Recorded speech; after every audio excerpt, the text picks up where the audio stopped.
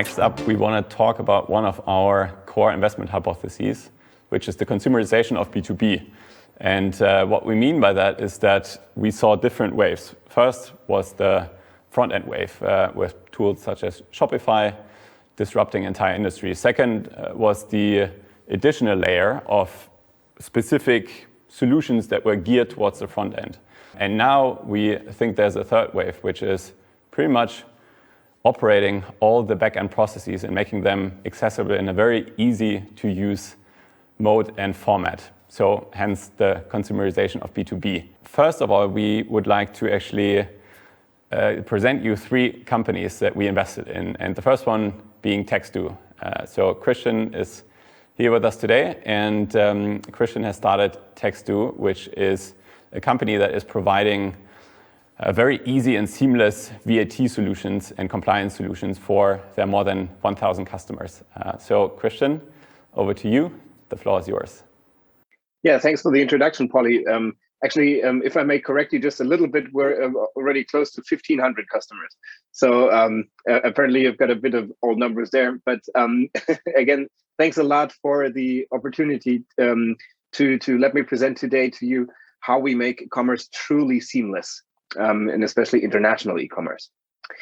So if you look at if you look at the e-commerce landscape in the last years, there's been a paradigm shift that concerns, as you said, hundreds of thousands of e-commerce merchants, mainly within the EU, actually. We are living in the API economy, and even the tax authorities have caught up with that. So in some countries, you're already able to file your VAT returns and other tax returns entirely digitally through a powerful API.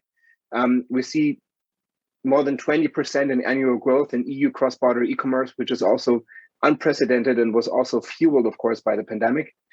And according to EU data, still 90% of your VAT compliance and your financial compliance is basically for data collection, for preparation, for validation. So it's not only actually the filing that you can do automatically in a number of states.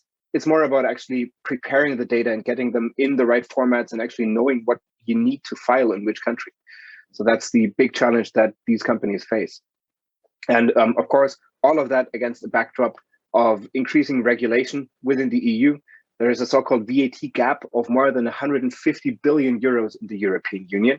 So that means that the European Union is collecting 150 billion in VAT less than they were actually planning to, or than that they estimated they could collect.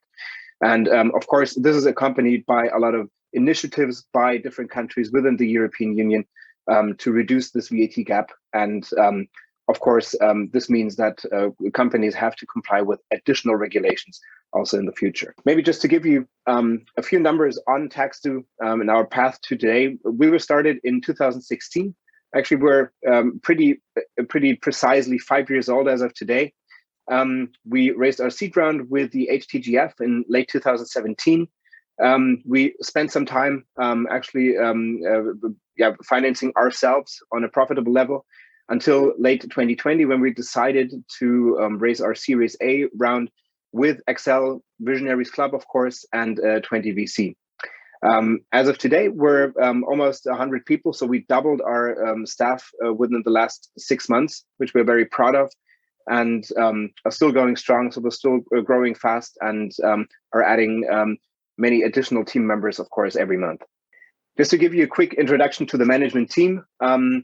So we have the unique constellation that we really bring compliance and tech together at Textoo. You can see Roger on the left. He's the VAT expert, and he used to be an auditor for the German tax office. So this is really something like a very special background that we have here at Textoo. You can see yours truly next to myself. You can see Matthias. He's the basically the tech brain behind Textoo and coded the first versions of the software and is today heading the our entire product efforts. You can see Imke, our head of HR, and Moritz, our VP sales on this picture. And as I said, taken together, it's a really unique position that we have the strong compliance background of Roger combined with a strong tech background as well, which means that we are able to just really bring the best of these worlds together. Let me tell you just a few words about the problem in the VAT area for this matter that a lot of e-commerce sellers face. So you become liable for VAT in different EU countries, and this could be because you cross certain thresholds of your sales. So for example, if I sell a lot of products from Germany to France, at some point I'll have to pay VAT in France. Also, if you use warehouses in other EU countries, which is as easy as it has never been before, then also you'll be liable for VAT right from that moment in the other countries. On the one hand, this is very complex, very costly, because you need to aggregate data from a lot of different sources usually. Most of our customers are multi-channel sellers, so they have to bring all those data together. They need to monitor the data. They need to file VAT returns, monitor any new regulations, and so on. If you do that the traditional way with your accountant in-house and outsourced, of course, this is very complex. This is very costly, and it's also very risky because you need to face or you'll face very high penalties if you just ignore those rules. Our solution basically automates this entire process. We pull data from the most common e-commerce sources like shop systems, marketplaces, ERP systems, and we also offer our own API that you can use as a third-party developer to build your own connectors to Text2. We analyze the data, monitor it, and we warn the customer accordingly if, for example, he gets close to crossing a certain threshold. Our EU-wide network of tax professionals then works with us to file all the required returns in the respective countries. And at the end, we play the data back into your accounting system. So actually, the process is just very rounded, and all you need to do as a seller is to just pay the VAT that you owe to the different countries. So basically, the first use case that we addressed was VAT. We wrote a software that can show you exactly where you need to pay VAT, how much, and so on. We added our own filing network after that, but actually this isn't actually where we want to or this isn't where we're going to where we're heading with Text2. Text2 is now an API-based platform for compliance, and we have different off-the-shelf products for e-commerce merchants, for tax advisors or accountants, which basically reflect those steps that I just introduced to you. So adding to the VAT compliance product that we had in the beginning, we added accounting, we're adding invoicing, we're adding different additional products that basically enable any merchant to have a very complete and automated financial compliance process. Our new customer groups are now shop ERP systems, marketplaces, payment providers, and so on, who can use our API to offer the functionalities that are embedded in our core products, in our software as a service products, to their customers as well. So we have the data layer in the Text2 API, where all the transactions and payments are in a standardized on a standardized level and in one place. Basically, the heart of everything is the tax calculation engine. Invoicing, filings, and reportings, and also accounting are all done via the API. And these API products can basically be used by anybody in the industry to offer certain functionalities to their customers. Our mission is to build the leading compliance platform for the digital economy. This means that we're not only talking about e-commerce or physical e-commerce, which is our core product at the moment. We're talking about the digital economy in any sense. So this means also other software providers, digital products that are sold via the internet are going to be covered by our platform. And we're not only talking about VAT, we're talking about compliance, financial compliance, that is, to enable any merchant to have actually truly seamless e-commerce. So this is our vision at the end of the day. We make commerce truly seamless for businesses of all sizes. And this is where we're heading at Text2, and we're really excited to be on this trajectory together with Visionaries Club, who are basically who've always been rooting for us and who we are very proud to be a part of.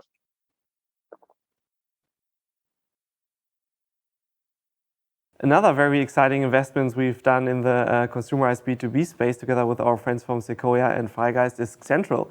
So what is Xentral doing? Xentral has built a lean ERP for small businesses, automating the very time-consuming and mundane back-end processes. So basically, you can imagine it's a little bit like democratizing SAP, but with a very modular and API-driven approach. And I'm very, very excited that today we have Bene, who's the co-founder and CEO of the company, and Berber, who leads sales and internationalization of Xentral. So big welcome, Berber and Bene. Great to have you here. Hi, Rob. Thank you. Bene, there are a lot of great stories on how to become an entrepreneur, but yours impressed us in particular because it's a very contrarian one. How did you come up with the idea of Xentral? Oh, it's actually a long and short version of the story. But the short version is we started with an own hardware business, and we get too much orders and too much success. And we feel the pain that we now need importantly software which can help us in background to do all the daily businesses and bring it on a smart way together, that we get the time back what we lost during the processes, that we can focus on our things, what we like to do, developing cool products. Cool. So basically really out of a personal pain point, step by step, building a very modular, beautiful product and ending up where you are today. What is Xentral exactly doing? Maybe you can give a little more background on how the product looks and what target groups you have as customers. Yes, I can. I would say a good description is that we are the typical backbone for a modern company. That means for a daily business, you had a lot of tasks, what transaction was happened, and you need one single point where you can bring all together, that you can really easily execute the important things on a smart, fast way. Really bring fast the information to the customers, the goods, the products, send it over to them, reorder the things, connection, payment, all things have on one point that you can fast do this execution and do fast the decisions what you need, that you can be successfully drive your business. I would say this is my best hopefully description. Great. And Berber, since you're now basically running the internationalization of the company and scaling the sales team, how do you see the long-term vision of Xentral in a few years? We want to be the backbone of every fast-growing e-commerce company globally. That's where we really want to get to. So what does that mean? It means we want to be very easy to install, almost like being like the Shopify for all those backend functions that we just described. We want to be functional and just kind of fun to work with, because when you think about ERP, you don't really think about, you think very heavy, you don't really think about a lean modern software. So that's what we want to be. And in order to get there, definitely, there's a lot of markets we will need to enter and a lot of potential that we see globally. The way I really see our value add is by offering a simple solution for fast-growing e-commerce companies, ranging from SMBs and eventually also bigger companies that are looking to operate in a more agile, lean way. Yeah, that's great. Actually, it was a little funny if we see the spectrum, of applications that my co-founder Sebastian already installed Xentral. I think he would love to use it even privately. And then we had a lot of our family businesses reaching out saying SAP is so slow, so complicated, takes so long to implement that they actually want to use it for their SAP units. But maybe turning a little bit into your entrepreneurial backgrounds and past, what early experience that you had shaped who you really are today? Should I go first or Ben? Sure.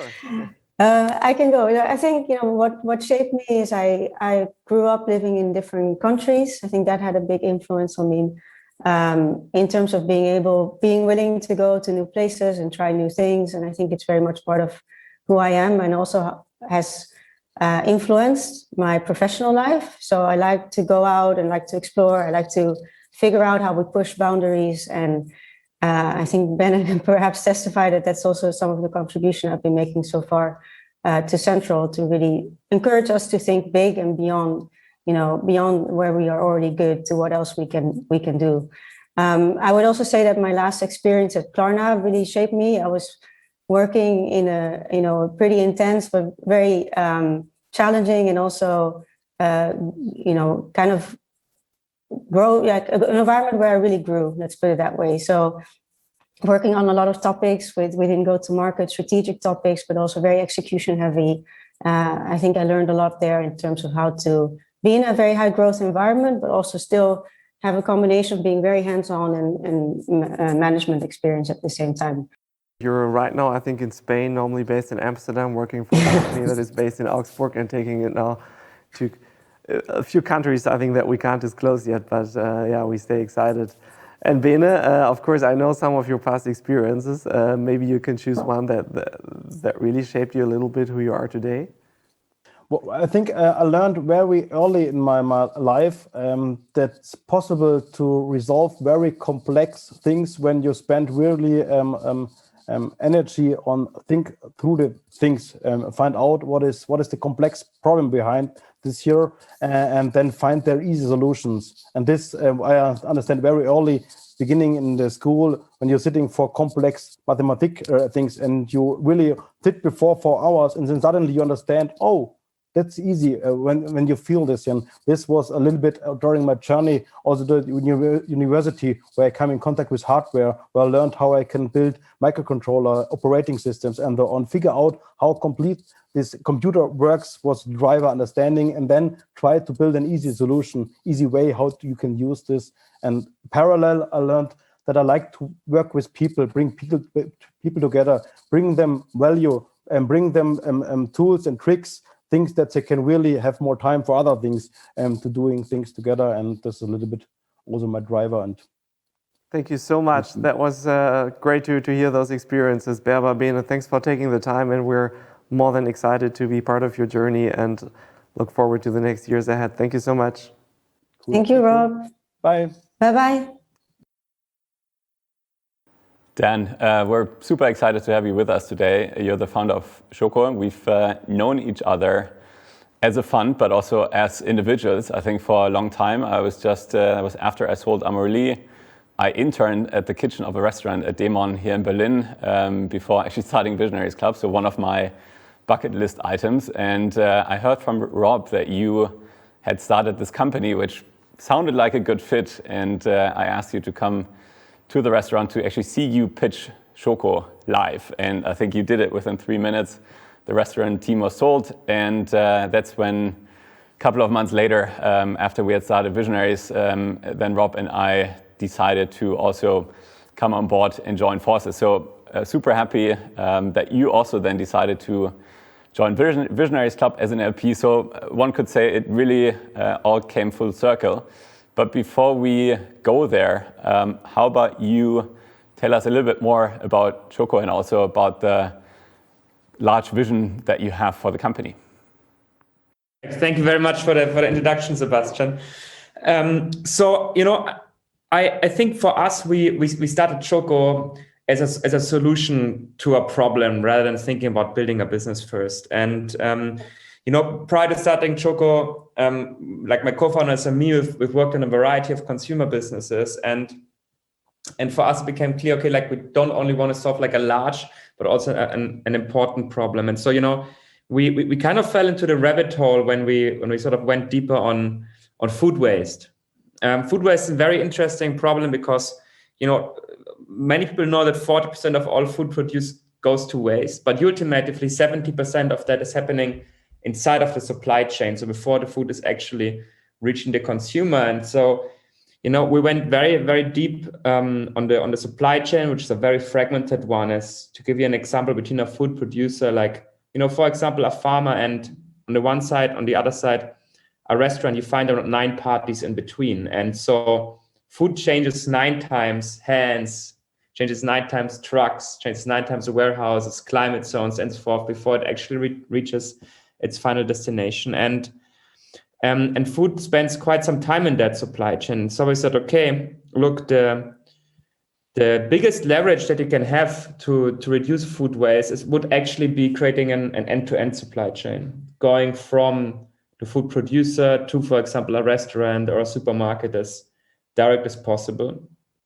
And we're speaking here of a hyper-global and a hyper-fragmented supply chain as well, right? And so no one can really build the supply chain end to end with owning all of the ships and the planes and the warehouse and the trucks, but you can actually create a digital end-to-end supply chain, right? You can create a data layer that spans from a farmer down to the restaurant, in which all of these companies operate and of which all of the transactions are being made to make sure that food runs more efficiently throughout the system. And so that's what we're building at Choco. And our first product is actually the very front end of this data layer. And that is how restaurants and supermarkets and such procure all of the ingredients that you need. So if you want, it's the distribution channel.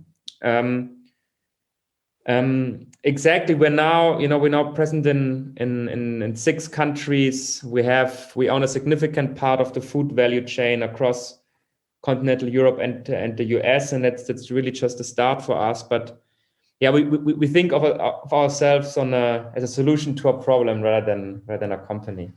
It's super fascinating. I can attest from that 1 month at the kitchen that it's really a huge problem when you see the kitchen staff being completely inefficient and ordering from a myriad of different suppliers. And talking about that variety, I hear the name Choco also has something to do with some sort of a variety, and I think we also have to travel a bit to the Latin American region, but maybe you can explain where the name Choco actually came from.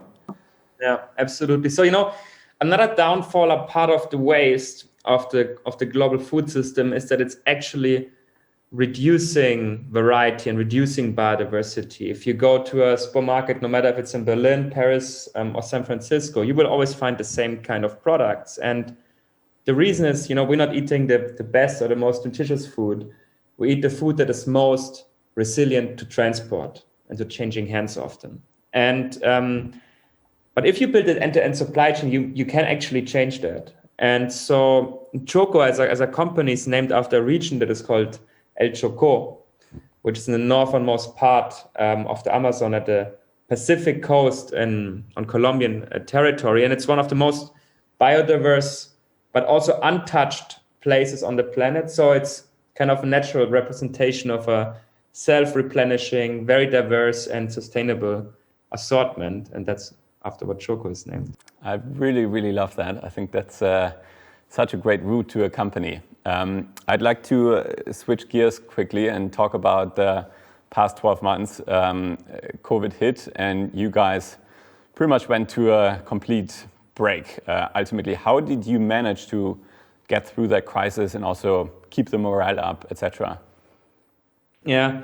So for us, it was a very interesting time, right? From one day to the other, suddenly everything plummets. But much more than that, like all our users are suffering. I mean, let's face it. We're still employed, we still work at a company, but then our users, restaurants, food distributors, like these folks are really suffering. And so while in these times of unexpected crisis and uncertainty, it's very hard to put a North Star. We said, okay, let's just help our users really. And I think that gave us a mission. So, we launched D2C stores across the globe in which restaurant and food distributors who regularly deliver to businesses were delivering to consumers. And I think that's one component. We always just really said, okay, like how can we help our industry? And that sort of didn't only propel us throughout the crisis, but it also kept the morale high. Right? Because there was purpose and there was value that we can add. But I think, in general, like we as Choco, we decided that, we have 2 options, and option 1 is to hibernate and to wait. But option 2 really is to fight and to act anti-cyclical. And that's what we did in the end. So, we said to the team very clearly, that everyone can win when the sun is shining, but now in this COVID year is when winners are truly going to elevate from the mass of competition. So we've been investing and we've been working hard, and we set heads down. And I think for us, we said at the beginning of it, there's going to be 3 moral signposts, if you want, guiding us through that year. And the first one was humor. So no matter how tough the situation is, we should still take it with humor. It makes decisions easier and it makes it easier to go through tough times. The second one is camaraderie.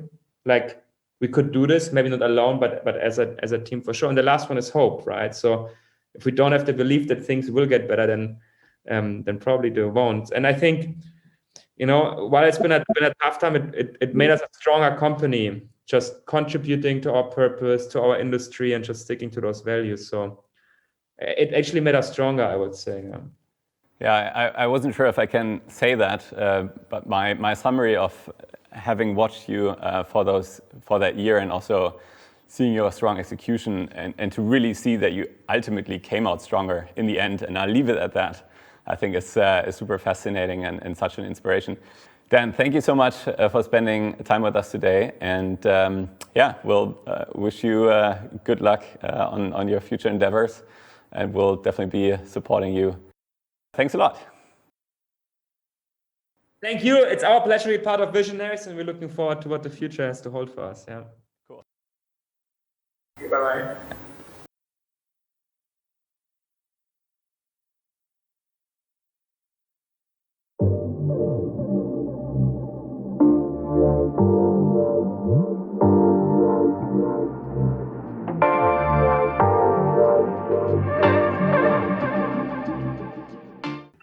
Hi, I'm David Goldberg, the founder and CEO of Founders Pledge, a nonprofit on a mission to help entrepreneurs do immense good. We're a community of over 1,600 founders, investors, and VCs from companies like UiPath, Personio, Uber, Klarna, Airbnb, Bolt, and Planet Labs. Despite being a global community representing 34 countries, we're uniquely committed to a common cause, finding and funding solutions to the world's most pressing global problems. Since launching in 2015, the Founders Pledge community has pledged more than $5 billion and donated $600 million to charity. But we're doing more than just charity as usual. We're reshaping philanthropy by researching the most effective interventions to global problems and advising our members on where their money can have the greatest impact. We're doing this by bringing investment-level diligence and quantitative analysis to a sector that has historically been difficult to measure. The Founders Pledge model is almost absurdly simple. To join, every member commits to donate a portion of their exit proceeds to the nonprofits of their choice when they make money. Our members can give to any nonprofit anywhere in the world. We exist to help them make better decisions with data. All in, we offer the simplest path to impact for successful entrepreneurs. We provide end-to-end giving infrastructure, pioneering research, and a world-class network of experts, all at zero fee. In other words, your new family office for philanthropy. So if you're an entrepreneur of a Series B or C funded startup and you want to be a part of this incredible community, we'd love to hear from you. Drop an email to visionaries@founderspledge.com. Thanks, and I hope you enjoy the rest of the conference.